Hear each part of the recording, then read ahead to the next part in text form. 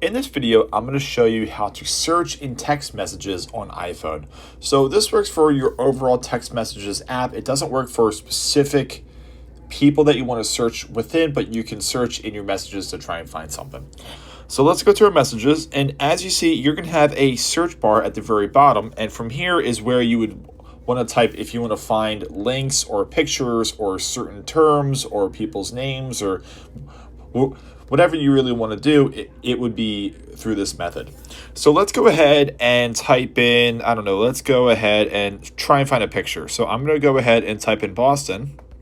And what that's going to do is it's going to search through your entire phone to either recognize through a message or a photo or a video or any type of media.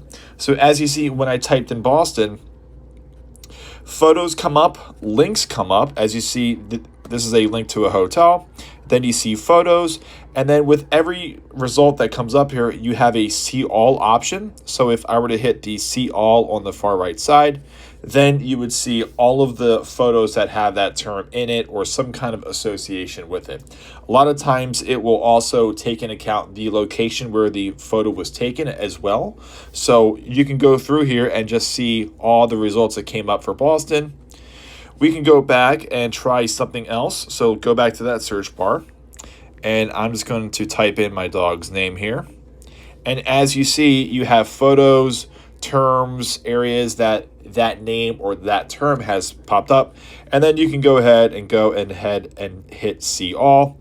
And then everything comes up with that term. So it's real easy. It takes a little bit of finesse to kind of get your terminology right if you wanted to find something specific, but you can just go ahead and play around and just constantly just retype these things in and just go and see what you can really find. But that's it. It's super simple and super easy to search within your text messages on iPhone.